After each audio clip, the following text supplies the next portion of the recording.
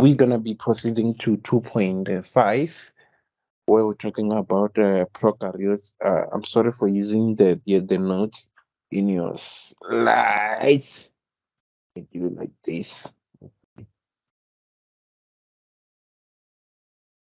Are you able to see? Is it visible, or should I zoom it out more, or is it fine like this?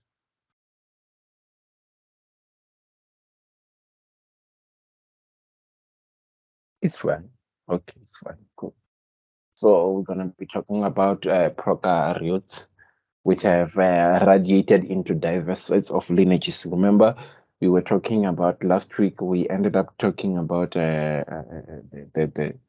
obligates and aerobes of prokaryotes, and we touch a bit about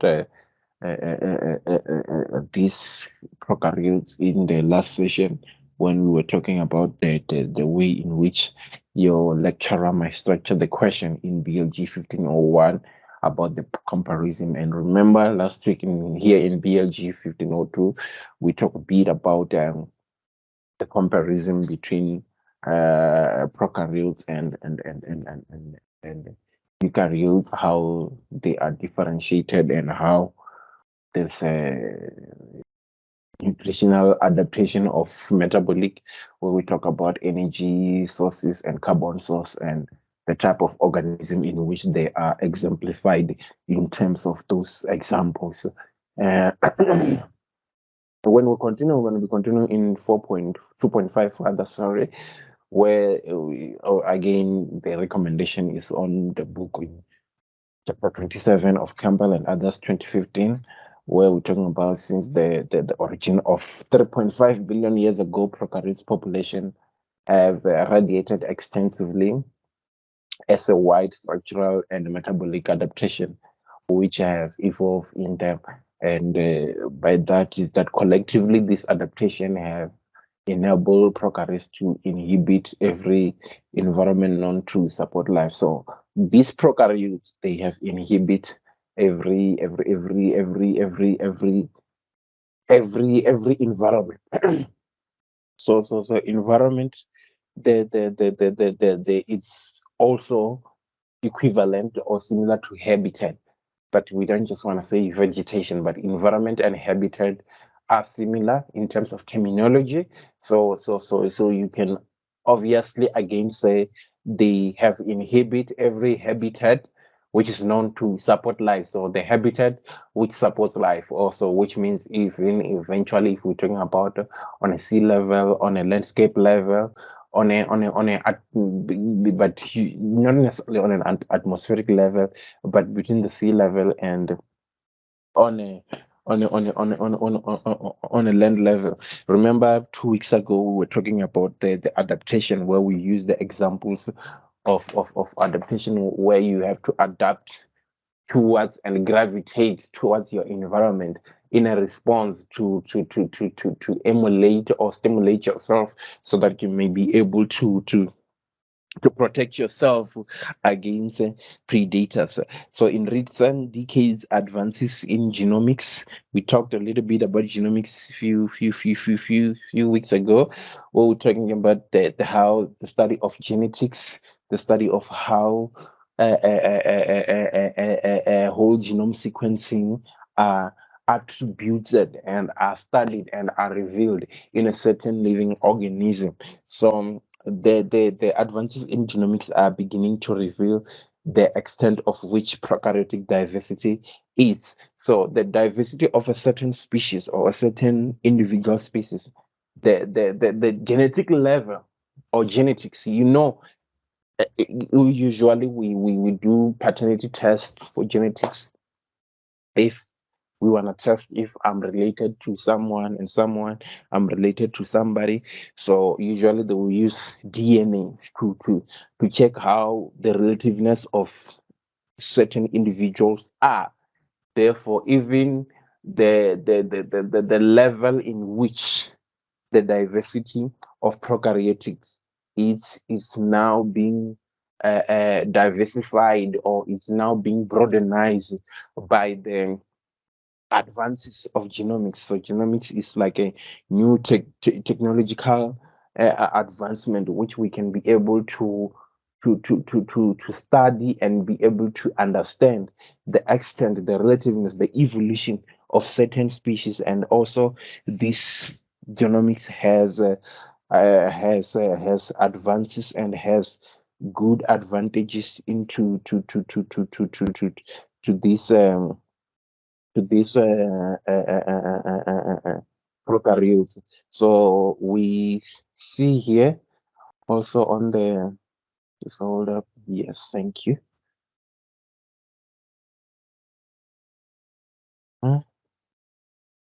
Yeah, if I do like this, I'm gonna be able to access my other notes from this side. So we are able to understand the extent of the total genomic part of the sequence of the information of these prokaryotes, and the attempt to understand their structure and their functionings into where they are. So generally, genomics is the study of or the field in biology which study the evolution, function, and mapping. So by mapping, they are just trying to illustrate the fact that you can map the lineage. You remember we were talking about the lineages, the family tree or the phylogenetic tree, how the individual have descended from their parent species and all of that. So it comes also from the determination of the advances which are made by these genomics, which are making sure that we are able to have an extent revelation of how these prokaryotes are diversified. Early on, the prokaryotes diverge into two lineages. These lineages, which were domain, we talk about these domains of archaea and bacteria, and a comparison of these three domains, which are either archaea, bacteria, and eukarya. So, and this they demonstrate that archaea have at least as much information with information which is common with eukaryotes as with bacteria. They've also indicated, remember, in BLG1501, I was talking about a follow up about the links and the references that your lecturer will make.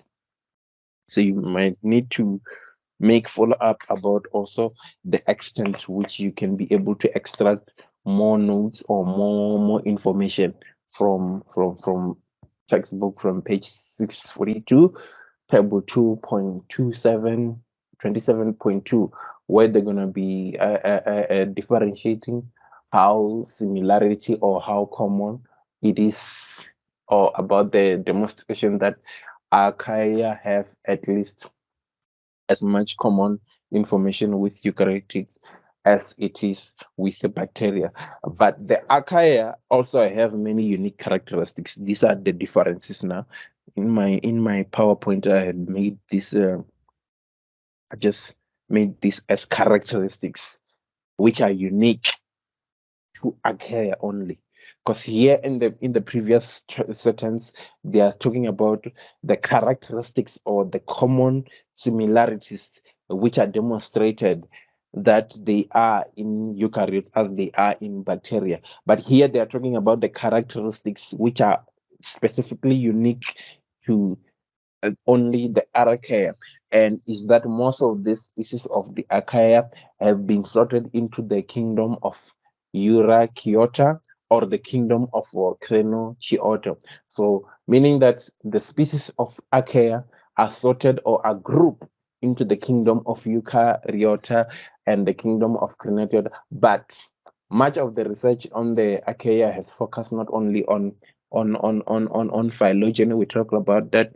They talk about phylogeny, which is now being supported or having being supported by the companies of the advances of genomics, which are the new technological advances which help to have which help us to have a broader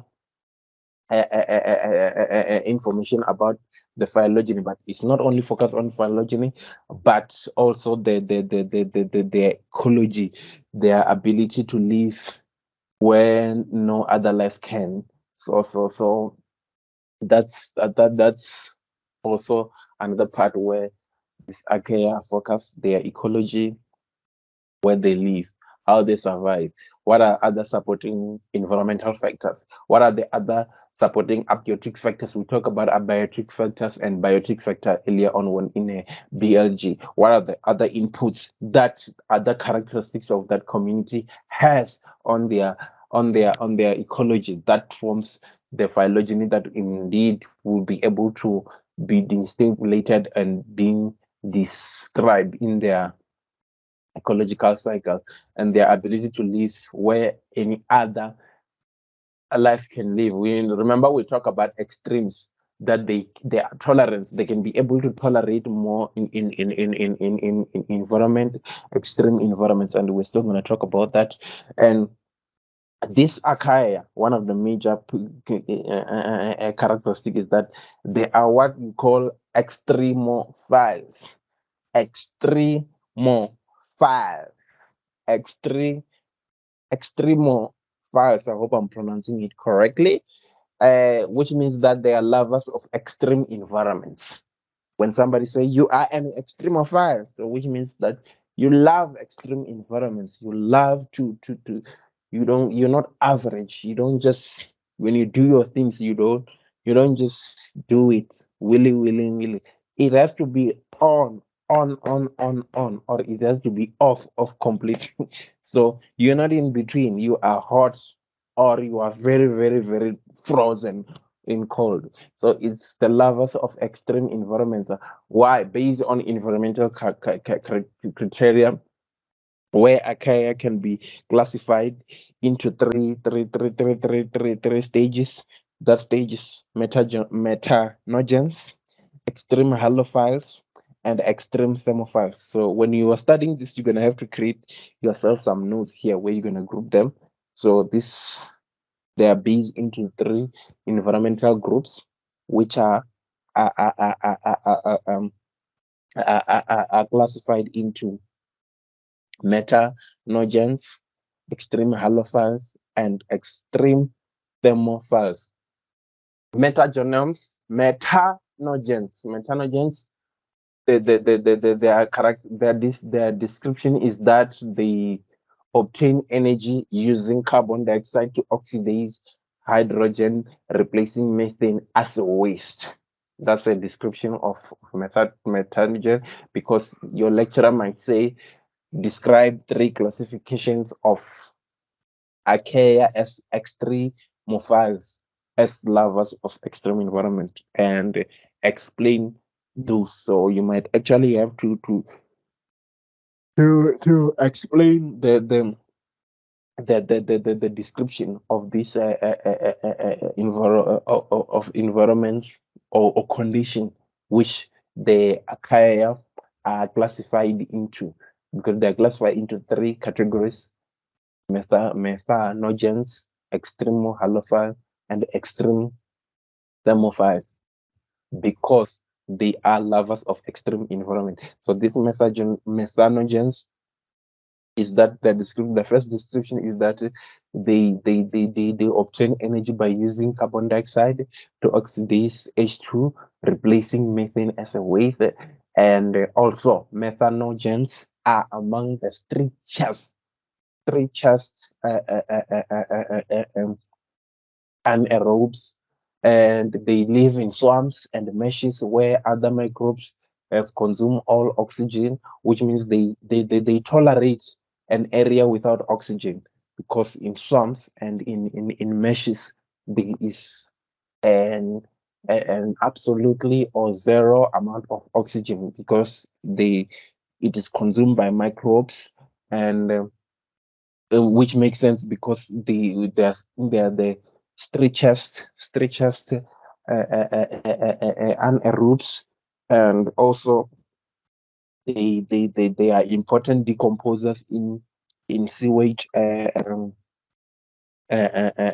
treatment and other methanogens, in some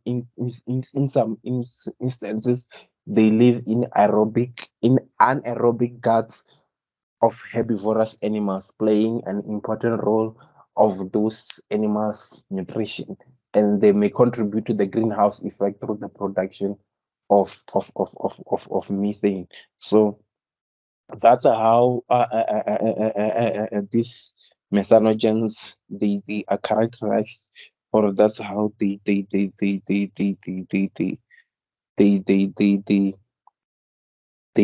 characteristics it's distributed, or it's analyzed, or it's described as. So also this, so in order, so you might find that in one question your lecturer is saying describe 3 classification and also describe their characteristics, and you find that he's saying it's 15 marks. So you're gonna have to name and also give these characteristics under the methanogens, that they are strict anaerobes. Their main function is that they obtain energy by using carbon dioxide to replace hydrogen, replacing methane as a waste. Also, that where where do they live? They live in swamps and meshes where where other microbes has consumed all other oxygen. Or somebody may say, why are the methanogens able to survive in areas where there's lack of oxygen? You're gonna have to explain that it's because they are among the richest anaerobes. They tolerate areas where there is no oxygens. And why? Because they're extremists. They are the lovers of extreme environment. We are describing individuals here which can tolerate extreme environments. We are describing individuals which can tolerate other environment which are intolerable, and also they live in anaerobic guts of herbivorous animal. Herbivorous animals are animals that they feed on either grass or tree branches.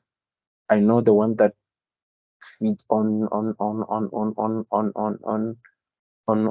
grasses are browsers, are actually grazers, and the one that feed on leaves of plants are browsers. So they live in those anaerobic guts of those animals. Why? Because they practice what we call a symbiotic relationship, where they play an important role for the herbivorous nutrition, and they may contribute to the greenhouse effect for the production of the methane of those animals. Is the methanogens clear? Show by your thumb. The methanogens clear?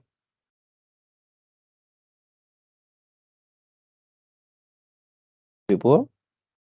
Good, good. Okay. Then number 2, it's extreme halophiles. Extreme halophile. These extreme halophiles, they so the thing is methanogens, halophiles, and thermophiles. The word extreme is yes, it's the extreme, is the description of the fact that we are talking about extreme environments. You can also say extreme methogens. It's still gonna be fine. You can still say halophiles, still be fine. I don't think your lecturer will penalize you if you don't put extreme. But just to be on the safe side, please emphasize that it's extreme. So to be on the safe side, you have to write extreme halophiles in all your answers when you describe your answers. So they live in such saline, they live in such saline as the Great Lake Sea, Dead Sea, and some species may merely tolerate elevated salinity. Others may require extreme salty in environment. So by salinity, it's just uh,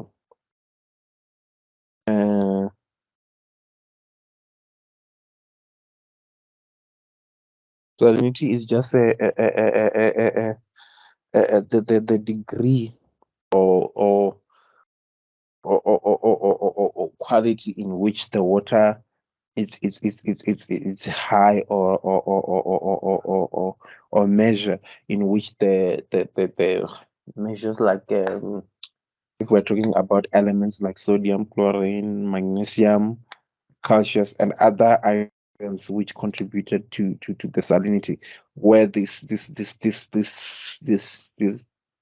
natural bodies are influenced by that.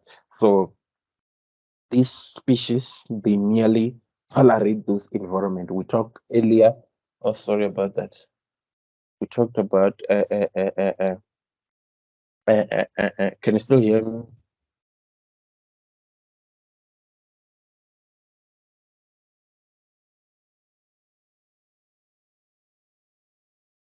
Mhm.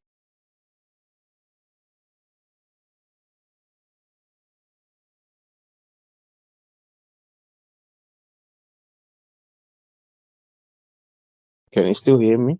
Sorry.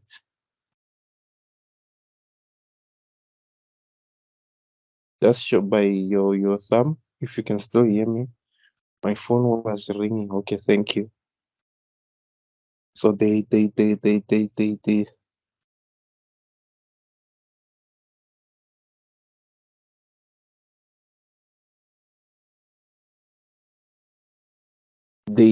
tolerate a salinity. Remember in the previous in BLG1501 we were talking about how other in the water from the sea are intolerable for consumption. So there are some species which you cannot they cannot grow or they cannot survive in in in in water bodies which contain salinity. So but there are other organisms which can survive in there are species other species that if you take them from a river and you go and place them in the sea, they won't survive. And there are other organisms which if you take them in the sea and place them in a river, they won't survive based on the kind of the amount of tolerism or the amount of classification they fall under. So these species which are extreme halophiles, they are able to tolerate elevated salinity, where even others they require extremely salty environment to grow. So not only do they now tolerate the environment, some they now can no longer survive. They no not survive, but they cannot grow. So here we are talking on the level of tolerance. On a level of tolerance, so we are saying you can tolerate a harsh condition, you can tolerate heatness, you can tolerate coldness, but to an extent the way others has adopted a adaptation that in order for them to grow or in order for them to dominate that environment, the salty environment have to be permissible for them to be able to survive. So colonies of haplophiles from a purple red scum from bacteriohodospin, which is a photosynthetic pigment, which is very similar to the visual pigment in the human retina. So they might require you to describe what is a bacterial rod spin.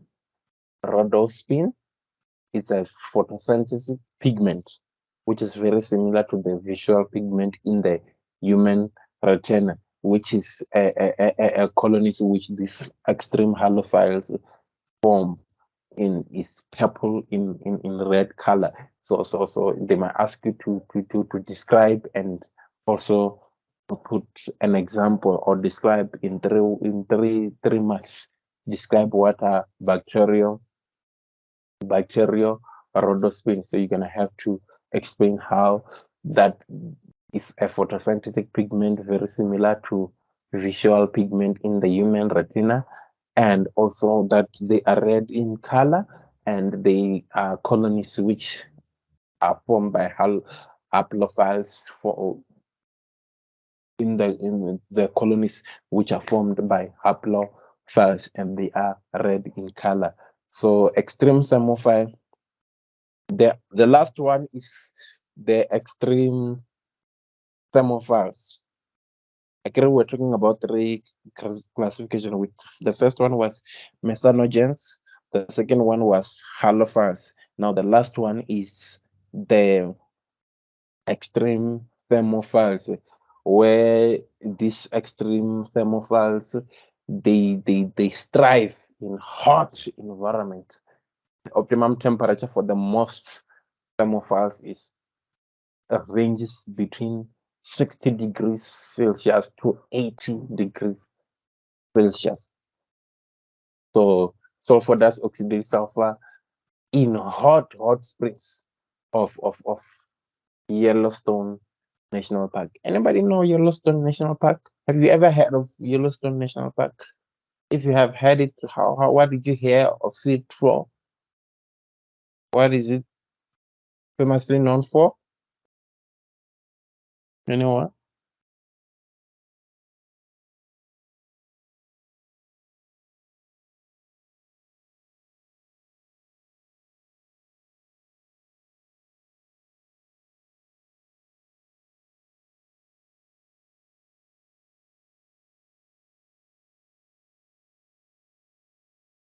What is it known for? No, nothing. Yeah, you just go, and it's not a big deal, but just go and Google it. You can check.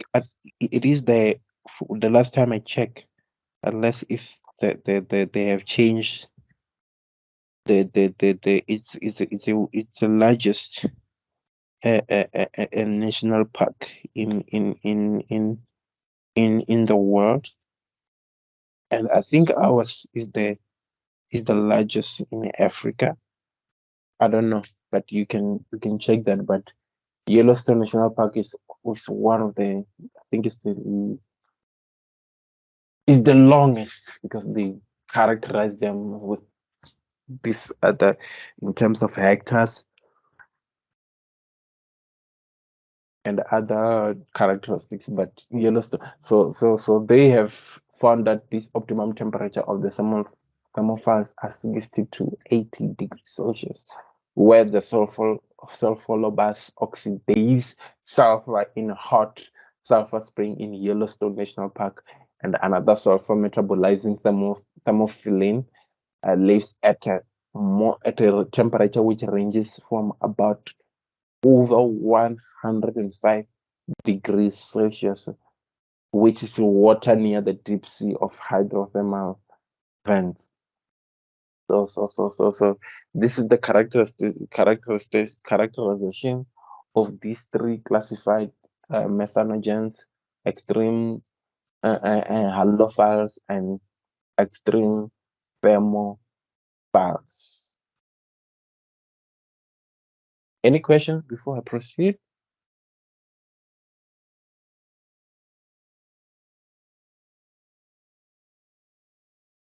All right. So if the earliest prokaryote involved in extremely hot environments like this, deep sea events, then it will be more accurate to consider the most life as cold adapted, rather than viewing them as archaea as extreme. Uh, yeah. So because if the earliest prokaryotes, they've evolved in hot environment like deep sea vents, then it will be more accurate to consider the most life as cold adapted, because the first one, the earliest, is the one that evolved in the hot environment, than viewing the thermophilic archaea as an extreme.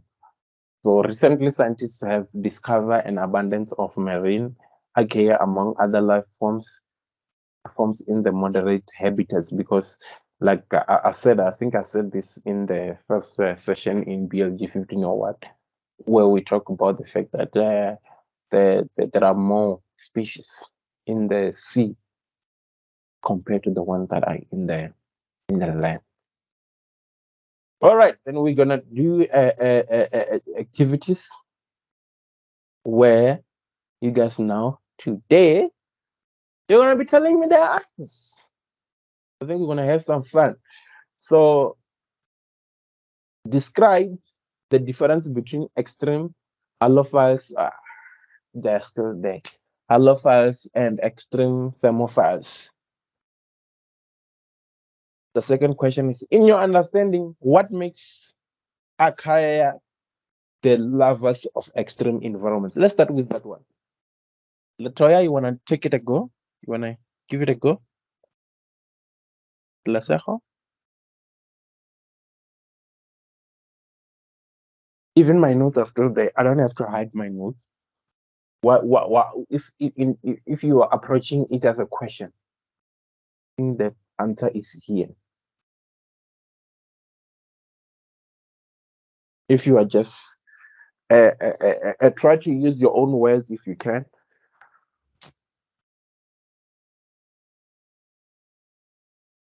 You can type if you want. How will you approach that question?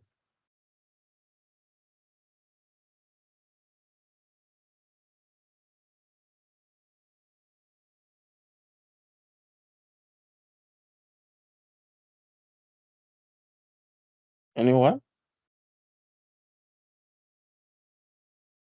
You can type if you want. Did you type? Okay.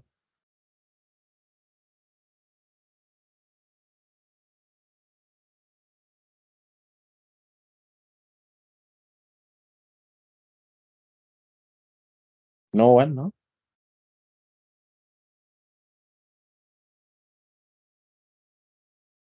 Somebody, no? If you don't know the answer, just show by your thumb if you don't know. Or should I repeat the question? The question say, in your understanding, just in your understanding, what makes archaea larvae of extreme environment? We were talking about that just now. And you have you have a privilege of, you can just choose which one you want.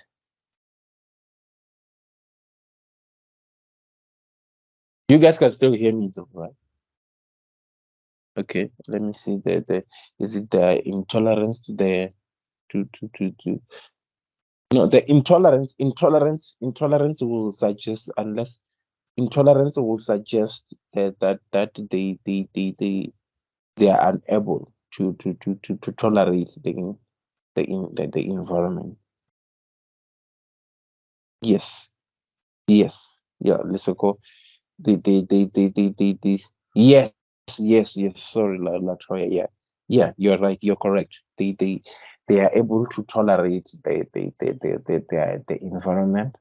They have extreme tolerance, thus they can adapt to environmental condition. Yes, but if you put it like that, it still seem a bit general, because that's what he said. But if, let's say, he said for 3 marks or 5 marks, you might wanna also, you can say they are tolerant to extreme environment, and you might wanna jot down the characteristics of how the methanogens are. You can say because they portray the characteristics of methanogens, where they are extreme, because they are extreme methanogens, where they are able to survive and live in swamps where other microbes has consumed all oxygens. there are actually studies about microbes. I know a friend of mine who was studying about the microorganisms which are in water. They will go and spend a lot of time in the rivers with the assess the rivers, and they check the quality of a river. So actually the scientists can actually determine the quality of water by just going there in a water or in a river to check what kind of species are there. So if the certain species are there,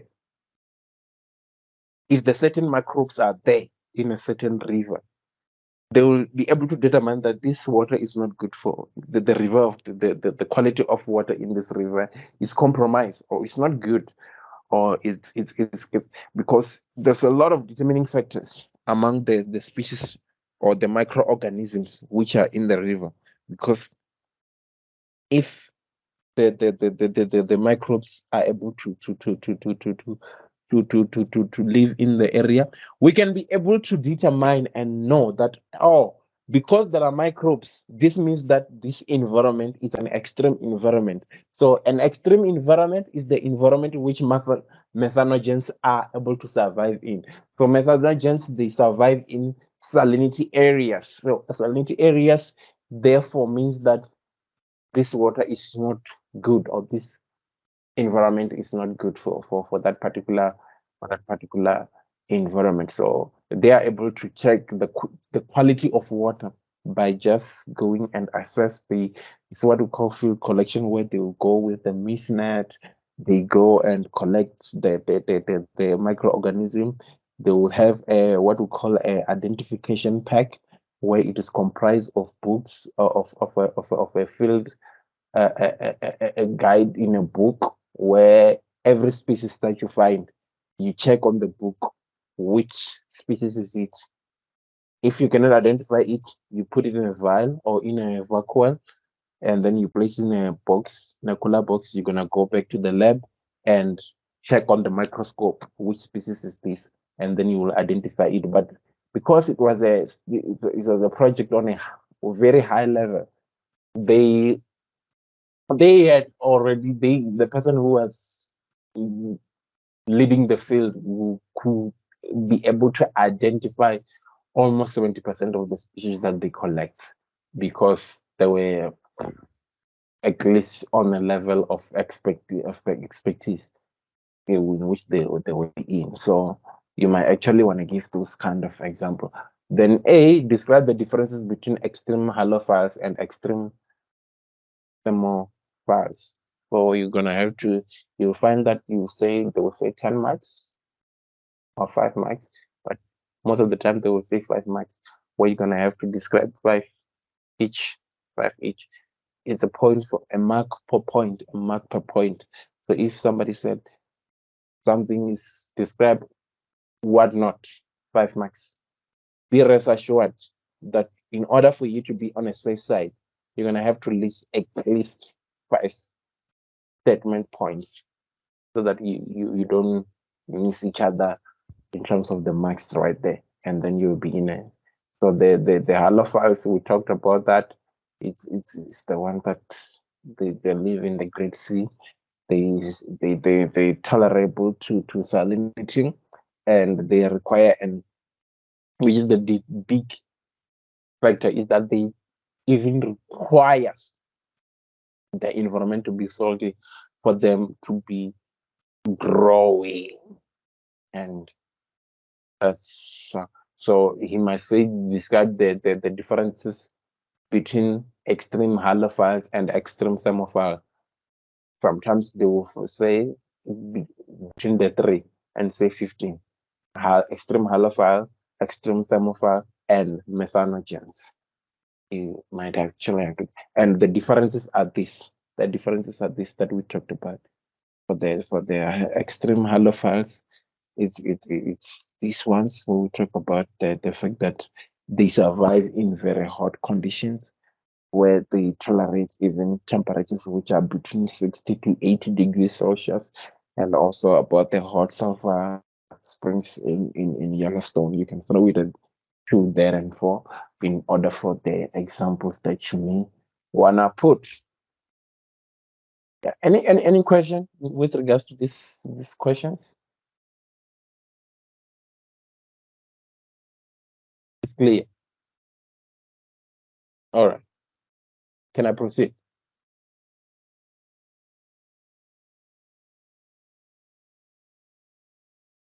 Okay. Cool. Cool. Yeah, so 2.5.2, this is just a bit of a memorandum. So they're saying in answering question A, you need to note that the major difference is that the haplotype, yeah, this is the more or less like a memorandum. The major the difference is that the haplotypes live in environments with plenty of salt concentration, and the thermophiles live in geothermal areas where where there's a plenty of heat. So those are the main or rather major differences. And not that they are the only one, but they are the major uh, uh, uh, uh, uh, uh, differences, meaning that there are, there are others differences. So so so so so so so so so there are the thermo the haplophiles live in environment with salt concentration, and the thermophiles live in geothermal area. Geothermal is just a description of a term which describes the hot environment area. So you can just check it. It's more or less like a very how can I put it? Like an Iceland, which is hot. The island, which is hot, which is described by the characteristics of breezes with contains fire, but it's just a terminology that is describing an area which is extremely hot. When they are in understanding what makes the archaea lovers of extreme environment, they've given you you were actually right, both of you, in your answers. They're actually saying you do not have to forget to consider their physiological aspect and their extreme tolerance in whatever example that you're going to give. It is showing that as long as you read, as long as you have an idea what you're talking about, you there's no way that you're going to get it wrong. But he's giving you a clue that don't forget to give the physical aspect. So your answer should gravitate towards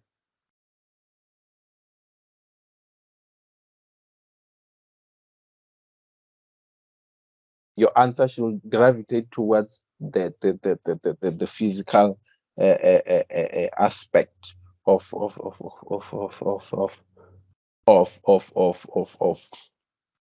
of these conditions. Then 2.6. Do you have any question after you see the structure of the memorandum? Okay.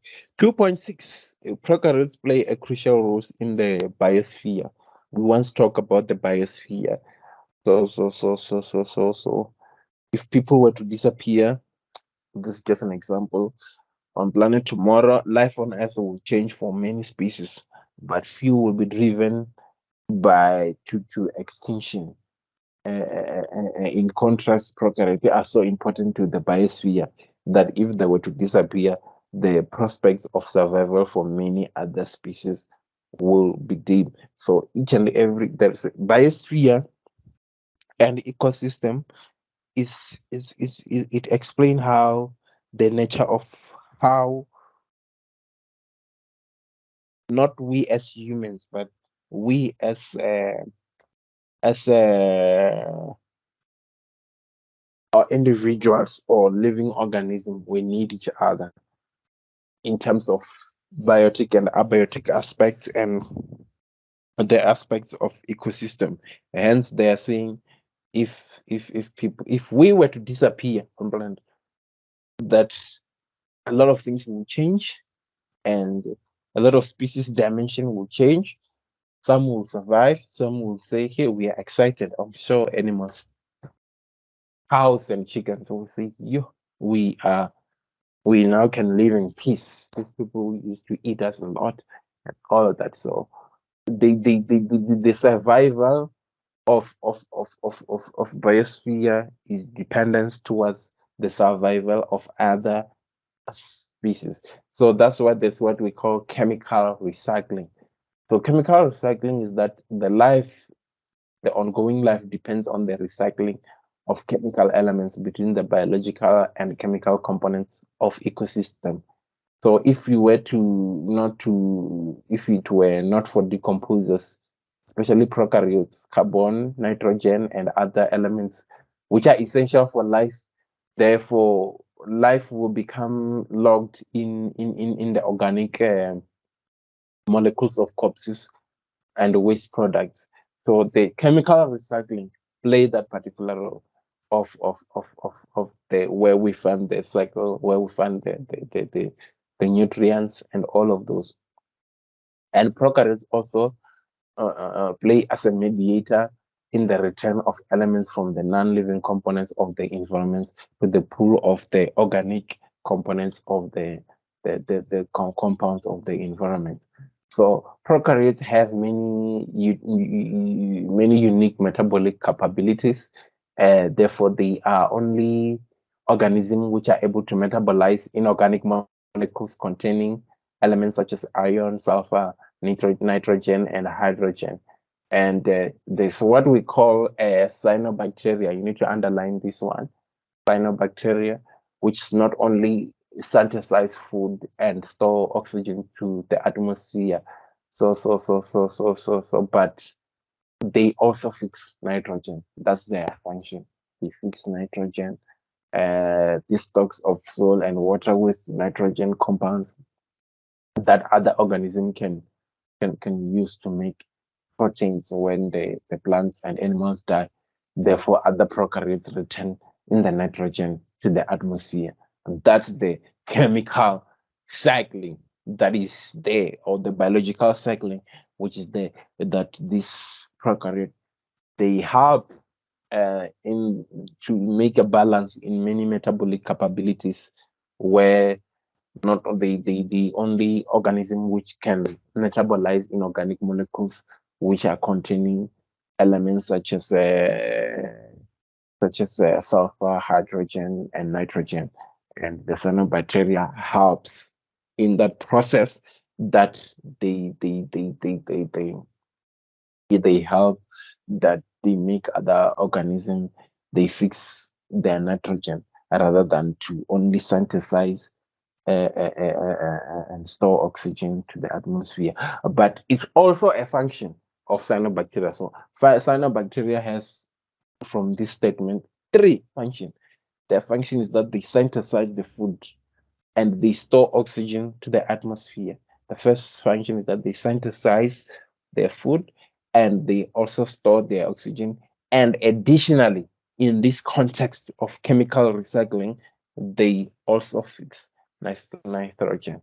And you might actually have to underline that, because it might resurface somewhere as a question where they ask you, what is the function of cyanobacteria, or how cyanobacteria help in terms of chemical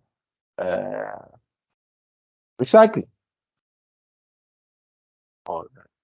So ecological interactions is that some prokaryotes often interact with other species of prokaryotes or eukaryotes with complementary metabolism. How will that happen? Is that organism which is involved in an ecological relationship with a direct contact. That's where we're talking about symbiosis, which is known as symbionts. And if one symbiont is larger than the other, it is also termed as a host. Remember these examples of a relationship. We'll talk about symbiotic, commensalism, and mutualism, where we'll discuss in length about this. So this example may be blurry to you in some case, but I would suggest that you go and just on the Google on a general surface, what is a symbiotic relationship? So yeah, it's a relationship where organism is involved in an ecological relationship with direct contact. That's a symbiosis, or it's known as symbiont. And if one symbiont is larger than the other, then the other is a host. Then in commensalism, one symbiont receives benefits while the other is not harmed or is not helped at all in the relationship. So, but in parasitism, it's the other symbiont is the parasite that benefits at the expense of the host. So the host is harmed, but the symbiont it's benefiting. It's like a tick on a dog. The tick is being fed, but the dog is it's being harmed because they're taking all their blood into that poor dog. But mutualism, both symbionts benefits. Everybody helps. So if we're talking about a relationship between those, I forgot the name of the species of that bird, which go and feeds on a tick in a cow. The cow is benefiting because it's being relieved of a tick which is harming itself. And the bird is benefiting because it uses tick as a food, as a source of food. So the bird got the food and the cow got relieved of something which was harming them. So these are the kind of relationship you need to watch out for those. I'm sure 80% chances is that they might resurface in one of their question papers where you're gonna have to this ecological interaction. So I don't think he might hide this question, but sometimes he might say describe for ecological interaction and describe them, name and describe them. We're going to be talking about symbiotic. What is a symbiotic relationship? And also describe, or you might say, describe what is a symbiotic relationship and there are 3 examples where you're going to have to tell us what is symbiotic relationship, where organism is involved in ecological relationship with direct contact, symbiose or symbiotic, and if one is larger than the other is termed a host. And the example are that there are commensalism, mutualism, parasitism, where commensalism is that the fact that the one is harmed and the other doesn't even necessarily care. It's just okay, what is happening? And then parasitism is the one that the other one is harmed and the other one is benefiting. And mutualism is that the other one is benefiting. The both are benefiting. But the commensalism is that there's one who is benefiting and there's another one who's like, yeah. It's like if you drop something. Not if you drop something. It's like if you you no longer care about something and you are throwing it away. And somebody like, oh my God, I got this chair. And you're like, yeah, but I'm not throwing it away. I don't care. That's commensalism, relationship within this organism or within this environment. And for example, while the fish provides, these are the example that you might actually have to give a scientific example rather than the one that I was giving, where bioluminescent bacteria under its eye with organic materials. The fish uses this its living flashlight to lure prey and to signal the potential meat. So this bioluminescence of the bacteria, which is under the eye of the organic material, will be used by the fish to as a catalyst or as an instrument to signal for potential mates and to and find their prey. So prokaryotes are involved in all 3 categories of symbiosis. with eukaryotes, and the other ones will be, the first example would be legumes, which are peas, beans, alfalfa, and others. And these have lumps in their roots, which are the homes of mutualistic prokaryotes, which are rhizobium, that fix nitrogen that is used by the host, and the plants that provide sugars and other inorganic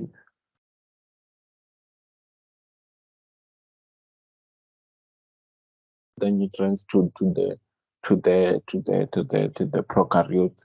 So you might actually have to watch out what is the function of the mutualistic prokaryotes. What is a mutualistic prokaryotes? Is a rhizobium. What is the function of rhizobium?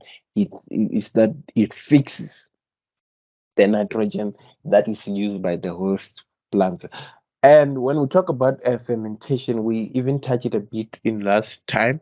We talk about fermenting bacteria in the human vagina that produce acid that maintains a pH between 4.0 and 4.5, which is suppressing the growth of the yeast and other potentially harmful microorganisms. However, these other bacteria are the pathogens in the human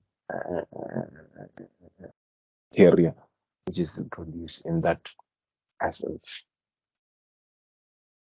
So when another aspect of we are talking about what we're talking about is it's prokaryotes and their crucial impacts on the biosphere as a closing remark of this chapter. And the other aspect is the pathogenic bacteria.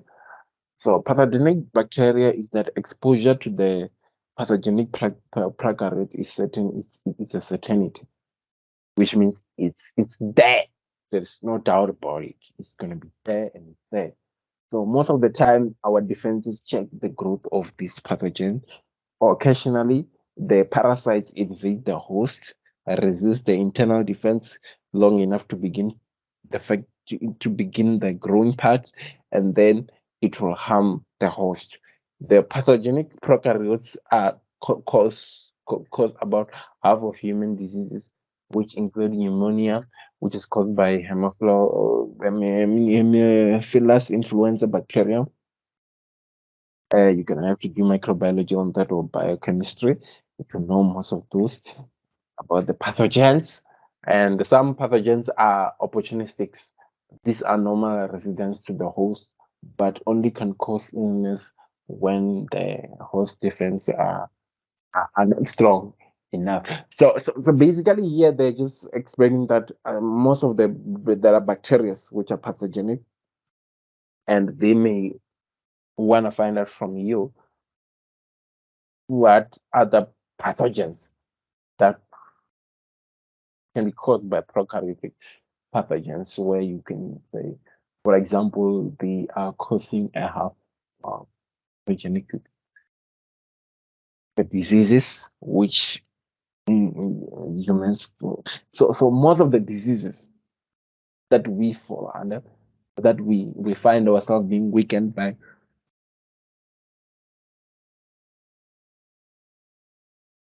most of these diseases, their comment, if that's a student number, most of the disease, half of them actually, as a matter of fact, they're caused by pathogenic prokaryotes, which include even pneumonia. Pneumonia, it's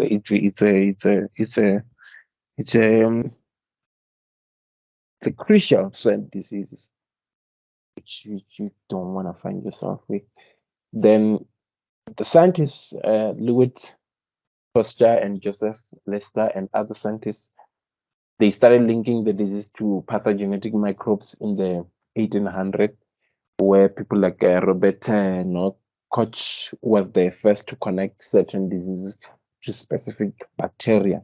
This is a follow-up where they're checking which diseases, where are they coming from, these diseases that attacks us. And this Mr. Robert find and identify the bacteria which is responsible for the anthrax and the bacteria that causes TB.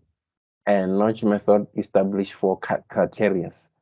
And Robert's coach postulate that still guides medical microbiology. So this is the method in which he still guides, or which is still now even up to date, guides the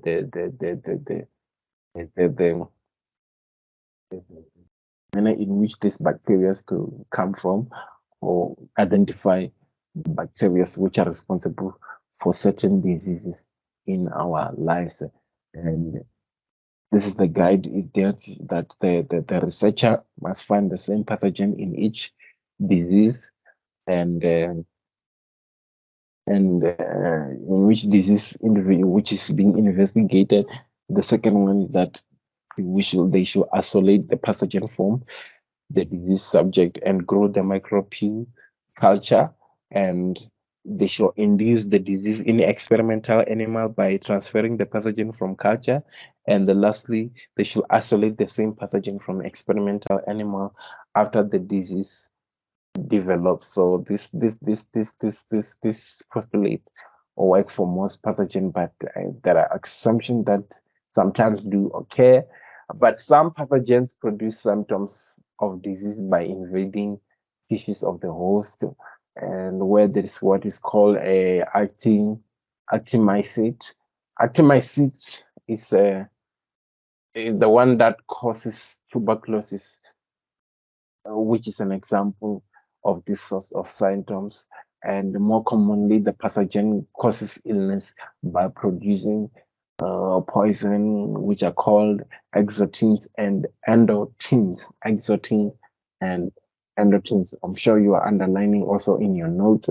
And the exotins are the proteins secreted by prokaryotes. Exotins are proteins which are secreted by proteins. Exotoxins can produce disease symptoms even if the prokaryote is not present. Oh, that's the fascinating part about it, that it does not need to, the prokaryote does not need to be there for this little fella here to produce disease.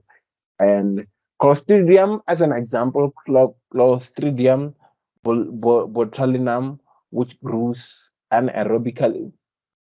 Remember, we talked about the extreme environment where we're talking about pathogens that they grow in an anaerobic extreme environment. Clostridium botulinum, which grows anaerobically in an improperly canned food and produce exotin that causes botulism. This kind of this. And exotin produced by Vibrio cholerae causes cholera. So how is the cholera?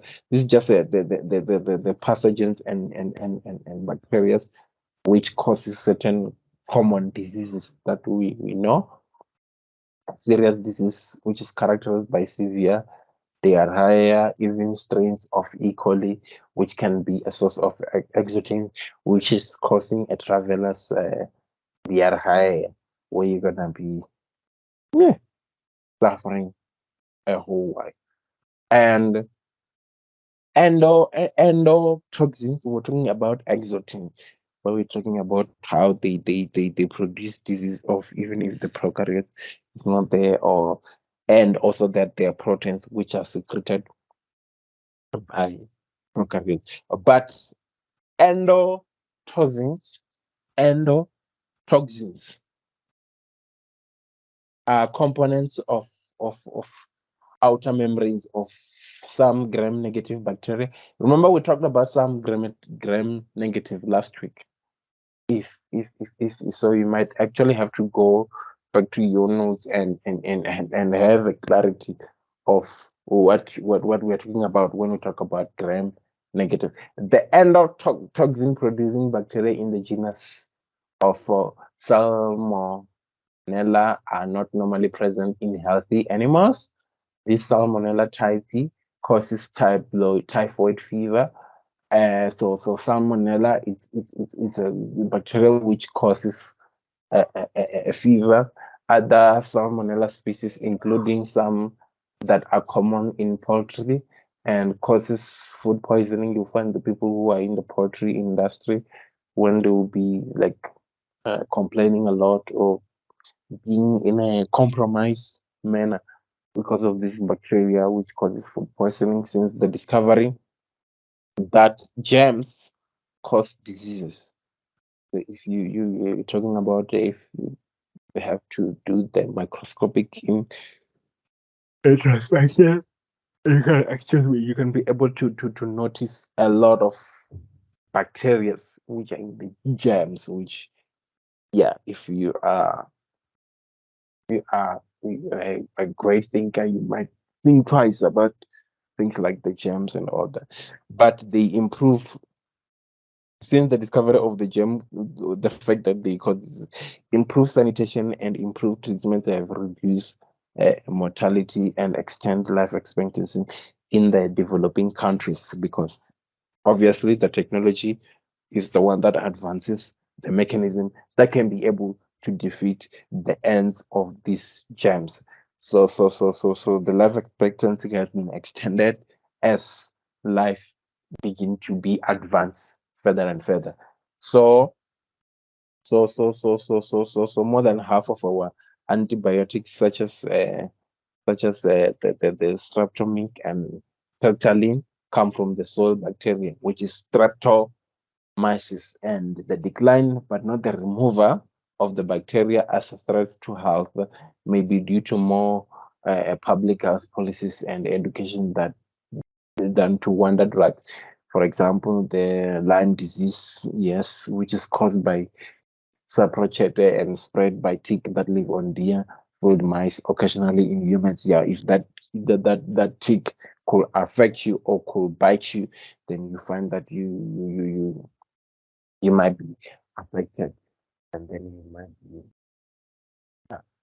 in a very terrible shape. But the antibiotics and the educational awareness and the implementation of policies that have to be gazetted by our public health system is the one that causes a little bit of a free, not necessarily free, but a relief of a burden where we are seemingly able to eradicate, not but not eradicate, because here they have mentioned that it's not the remover, but we can have a huge impact in the reduction of the rate in which this bacteria can be a threat to our health in all of that. And after the exposure, or if untreated Lyme disease causes arthritis, heart disease, nervous disorders, which are very serious diseases. These disorders, and the best defense is avoiding tick bites and seeking a treatment if bitten by a tick. And if there's maybe a characteristic that you are developing a rash, it used to occur with us when we were very young. We would play if you are playing with a dog and you find that you're playing with a dog, you find that a tick will cling on you, and you find that you are itchy, and then the tick has causes a rash to you and all that. But the good part is that not all of them are the carriers of terrible disease, or you might find that most of us, our bodies are resistant to many bacteria, which are that transferred, or we are able to access and be able to remove the ticks before they could even have a horrible bite to us. Also, so the best defense is avoiding it, which is like the general saying of prevention is better than cure. So today, the rapid evolution of antibiotic-resistant strains of pathogen bacteria is serious threat, which is aggregated by the improvement and the excessive of antibiotic use. But sometimes in other nations, they declare it illegal by the the selective culturing and stockpiling of a deadly bacterial disease agents which uses this biological weapon in worldwide countries. Any question up to so far?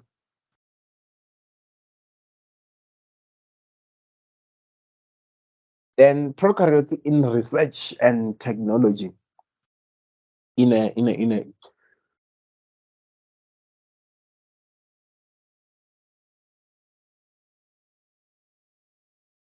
research manner is that many humans learn to exploit the diverse of metabolic capabilities of prokaryotes for scientific research and for practical purposes, where much of what we know about the metabolism and molecular biology has been learned using prokaryotes, especially the E. coli, as a simple model of the system. But increasingly enough, prokaryotes are used to solve environmental problems. Like what? The application of this organism to remove pollutants from air, from water, and from soil. Sorry, from excuse me, from soil biomedication, and also the fact that the most familiar example is the use of prokaryotes as decomposers to treat human sewage. And anaerobic bacteria decompose the organic matter into sludge, which is just a solid matter in a sewage, while the aerobic microbes do the same in the liquid waste. So this is the difference. And soil bacteria called pseudomonads have been developed to decompose petroleum products at the site of oil spills or to decompose the pesticides in the so this will be in the big factories where there are a lot of pesticides and oil refineries and all of that. So humans also use bacteria as metabolic factories for commercial products where the chemical industry produce acetone, butanol, and other products from bacteria. And the pharmaceutical industry culture, this one, the one that means a killing, the pharmaceutical industry cultures bacteria to produce vitamins and antibodies. The food industry uses bacteria to convert milk into yogurt and various kinds of cheese.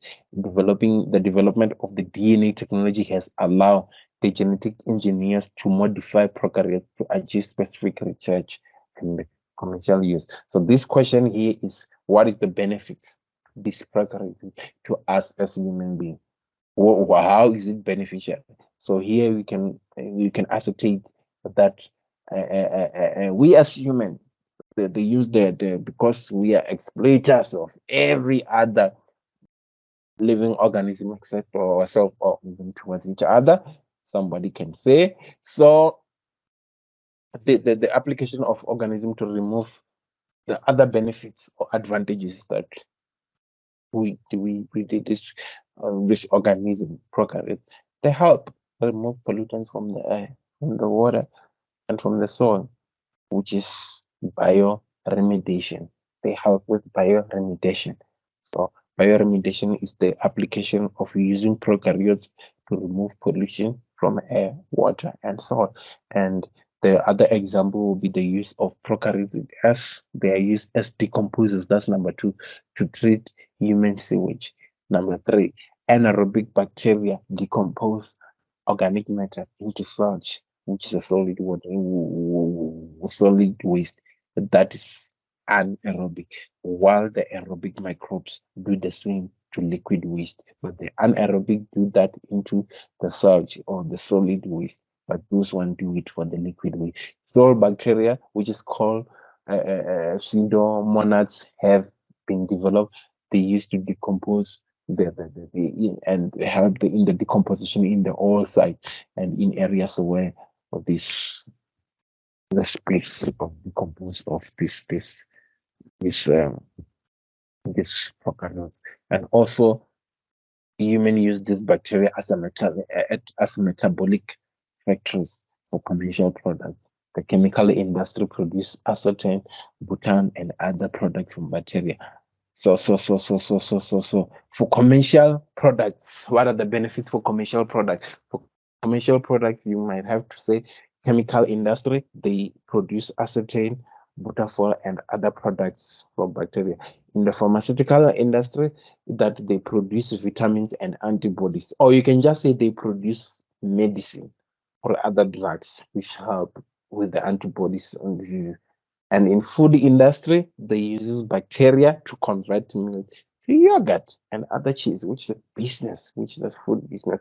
There's a food security crisis in the whole world. So it helps with such in the in the in the in the in the commercial products.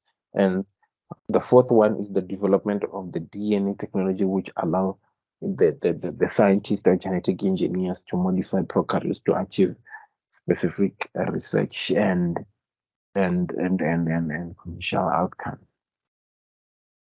And that's our favorite part, which comes back activity 2.4. So, I mean, who's this one? Yes. Refer to your textbook and answer the following questions. Our textbook will be what we were talking about here. So you guys will tell me if I should go up or should go down. What am I doing? You guys have this. You can just look in. So explain why all life on Earth depends upon the metabolic diversity and prokaryotes. Question 2. Sorry, ignore this setup here. This is just a mistake. Distinguish among mutualism, commensalism, parasitism, and describe example of prokaryotic in each of the relationships. So you're gonna have to describe what this are, and also you need to give examples of prokaryotes with examples with prokaryotes. You're not just gonna use any example. You're gonna have to use the one for prokaryotes. List, we talked about this. Robert Koch postulates that are used to substantiate a specific pathogen as the cause of a disease. We talked about this. We just have to describe the rules of prokaryotes in recycling within the ecosystem. Let's go. Tell me, what should I do?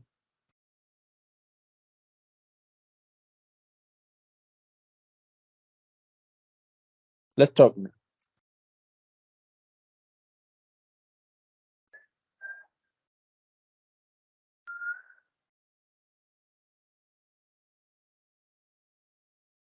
Are you guys alive? Are you still okay with the thumb?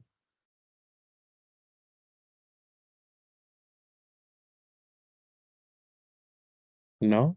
You're not okay?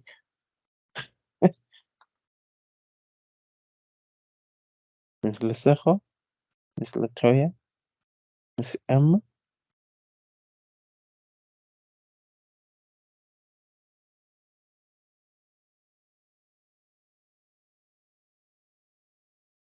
Guys, can you hear me?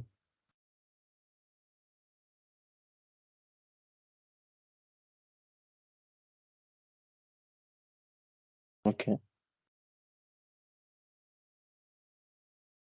You can tell me to go up on the notes if you want.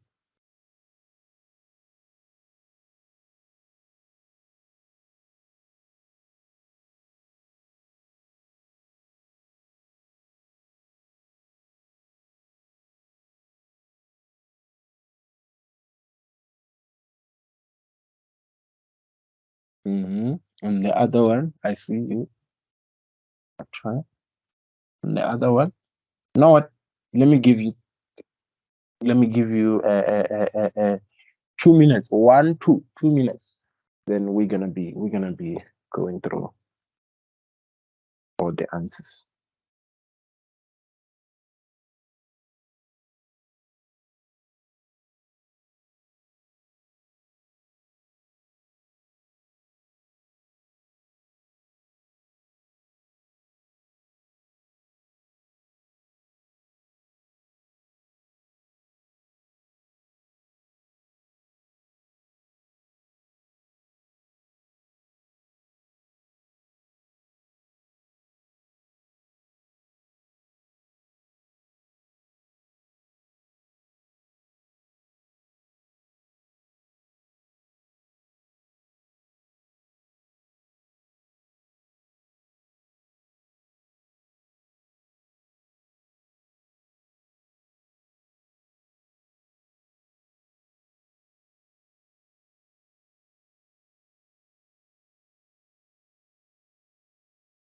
Okay, can we go this?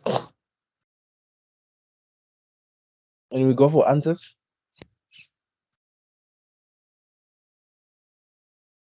Show by your thumb. We should go to the answers. The circle. MRN. Okay, yes.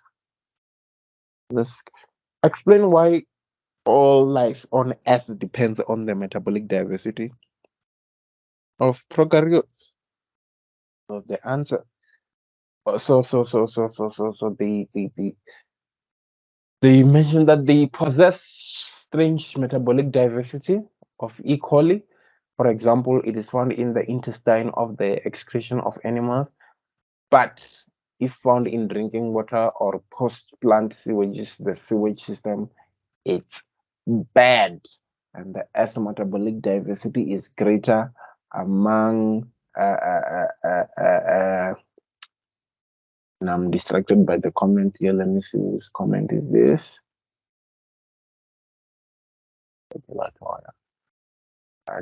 Is associating with this. Yes, commensalism is one where there is one species neutral and the other one benefits. Okay, mutualism when both yes, prokaryotes metabolic. Yes, you are correct. Thank you, Latoya. And let's go back here where the for question A, why we're explaining why all life on Earth depends on the metabolic diversity of prokaryotes because they possess the strange metabolic diversity. For example, E. coli, and is found in the intestine of excretion of the animals. But if they found drinking in water or post-plant sewage, the sewage system is therefore bad, and the Earth metabolic diversity is greater among the prokaryotes than all of the eukaryotes. Then the second question was this distinguish between among mutualism, commensalism, parasitism. Also remember what is symbiotic relationship, because mutualism, commensalism, and parasitism, they are part of symbiotic relationship. So you also have to put that in mind and have that at the back of your head every time when you answer this question. So you don't just have to worry mostly more about the commensalism, mutualism, and parasitism, because I have seen in an instant where he start his question from the top, from symbiotic all the way to commensalism.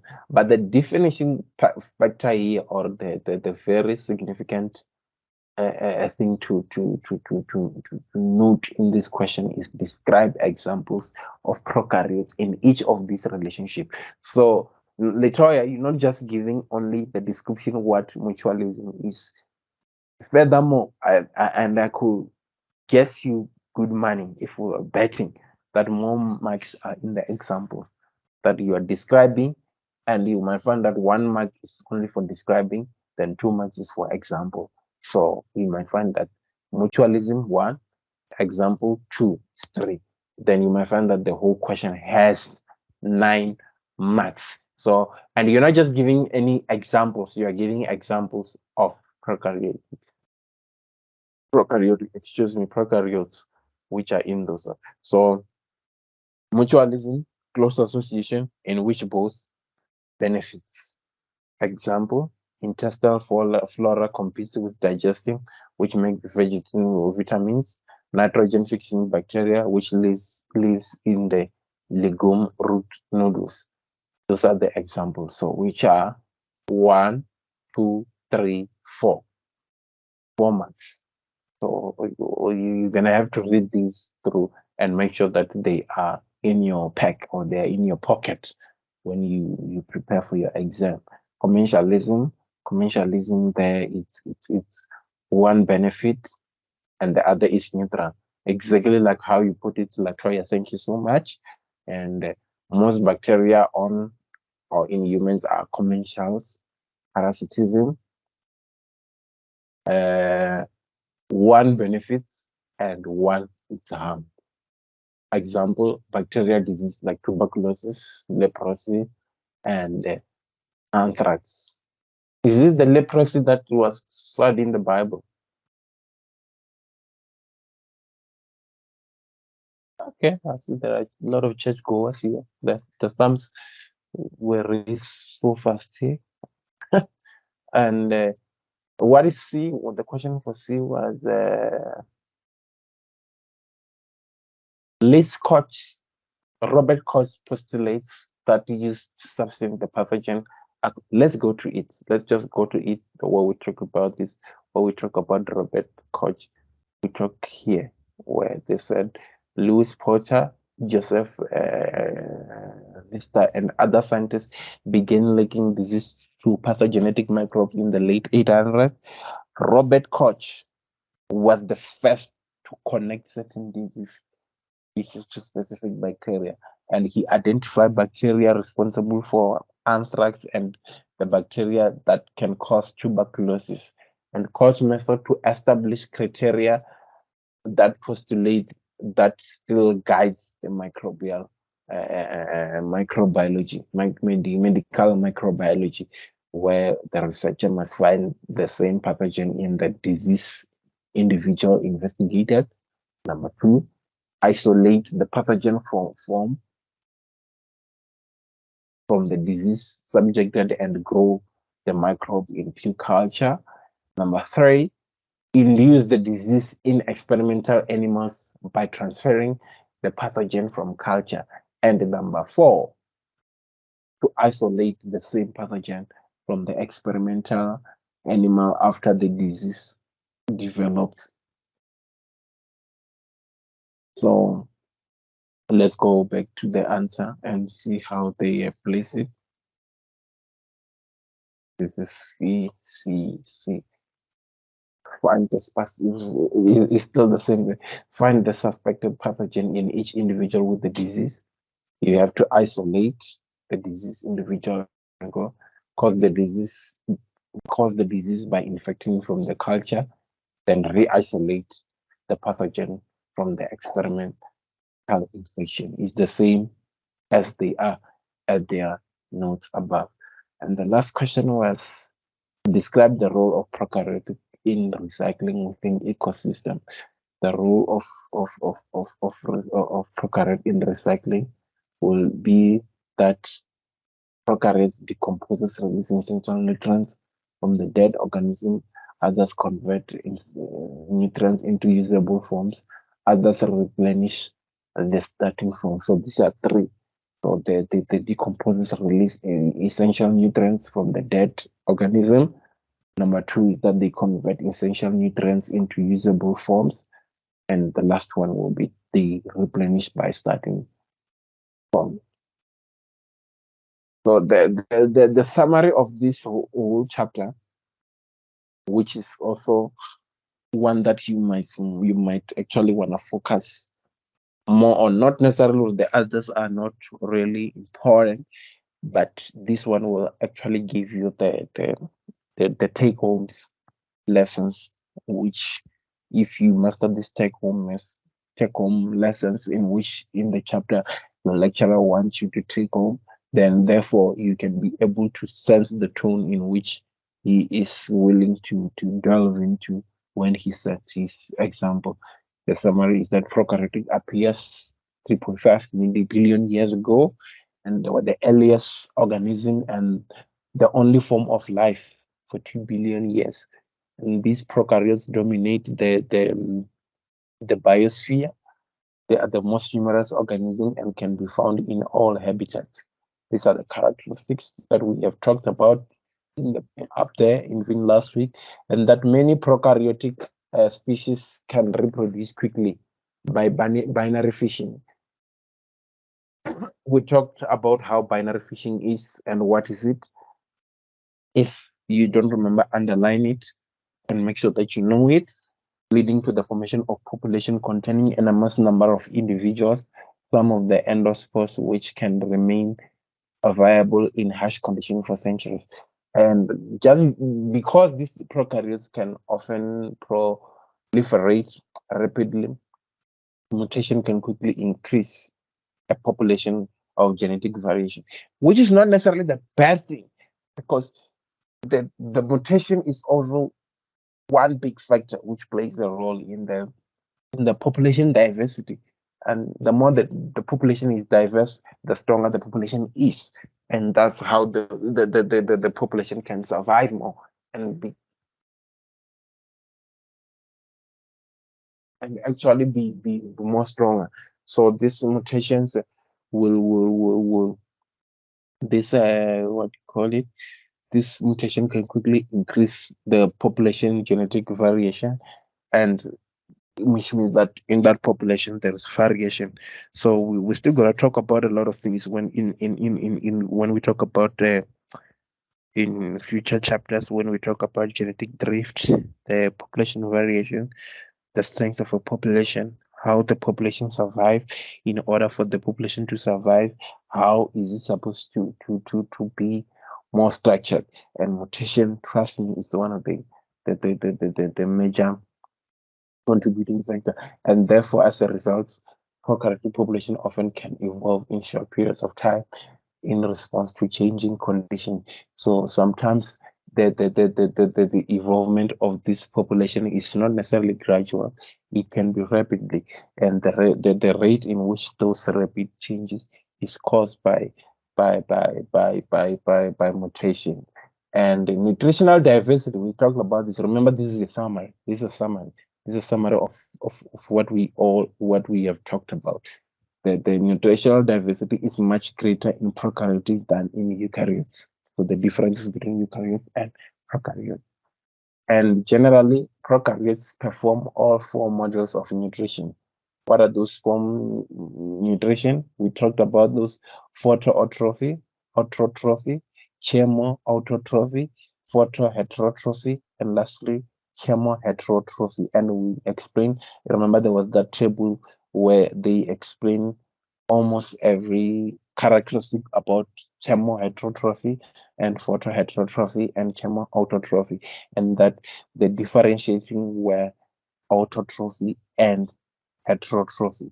And it's the differentiating about the feeding and also about the energy that they acquire, which is photo and chemo and outro and hetero. Then chemotrophy, within prokaryotic species, there are obligates aerobe, which require oxygen, obligates anaerobe, which are poisoned by oxygen. I will remember that the fact that there are other species where we talk that are extreme tolerant. Today we're talking about species that tolerate extreme environment, that they can survive in areas where there's no oxygen. And we talk about how some areas they actually exclusively, because they have adapted to live in extreme areas, they actually, as a matter of fact, require salting environment, or they require extreme environment in order for them to grow. And you find that there are other organisms, when you are saying they need oxygen, they are poisoned by oxygen. They don't tolerate oxygen at all. And facultative anaerobe, which can survive with or without oxygen. And unlike eukaryotes, these are the differences between prokaryotes and eukaryotes. Prokaryotes can metabolize nitrogen in many different forms. Some can convert atmospheric nitrogen to ammonia and process in a process called nitrogen fixation. So they may actually ask you, how do prokaryotes can metabolize nitrogen? How can explain how prokaryotes can metabolize nitrogen? And you're gonna have to explain here that they convert atmospheric nitrogen to ammonia through nitrogen fixation and decomposition by heterotrophic prokaryotes, and their scientific activities of autotrophic and nitrogen fixation of prokaryotes contribute to the recycling of elements in ecosystem. We were tackling a question which is similar to what they're talking about here, where many prokaryotes have some they can be able to help in terms of the recycling element in the ecosystem and in the biosphere. Then we did talk about this today, where many prokaryotes have symbiotic relationship with a host. Yes, with a host. And it is important to note that the relationship between prokaryotes and their host range from mutualism, commensalism, all the way to parasitism. So these are part of symbiotic relationship between the and with their host. So you need to also note that this relationship are part of a symbiotic relationship. Kindly note that humans depend on mutualistic prokaryotes, including hundreds of species that live in our intestines, and they help to digest food. We do have them in our stomach, apparently, and they help us digest food, whereas pathogenic bacteria typically cause this disease by either releasing exotoxins and endotoxins. We talked about this, the endotoxins. You need to make sure that you do not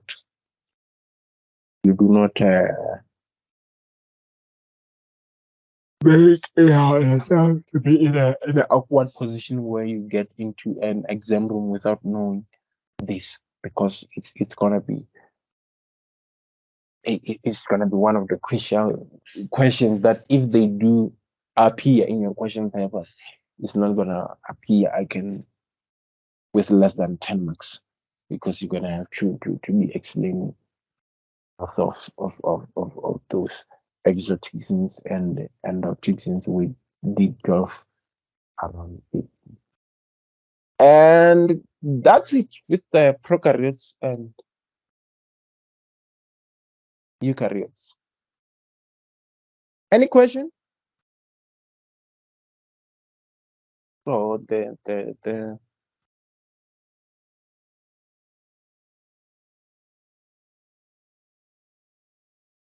I need to see what I was talking about.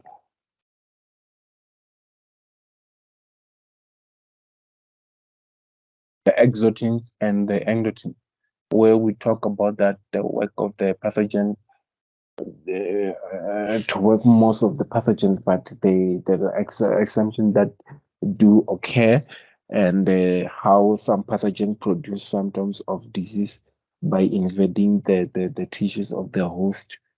There's this little fella here with the actinomycete that causes tuberculosis, which is an example of this, which is a symptom. And most commonly, pathogens cause illness by producing poison. These are poisons, which are called exotics and endotoxin. So these are poisons which are produced as a pathogens that causes illness. And exotism are proteins secreted by prokaryotes. Exotics, they produce disease symptoms even if the prokaryote is not present.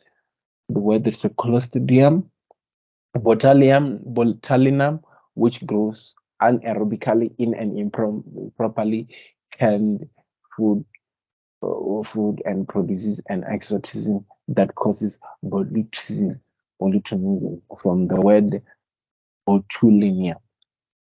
And an exotin produced by Vibrio cholerae causes cholera, which is a disease that most of us know, which is characterized by severe diarrhea and even strains of E. coli, which can cause a source of exotin causing traveler diarrhea. And endotoxin.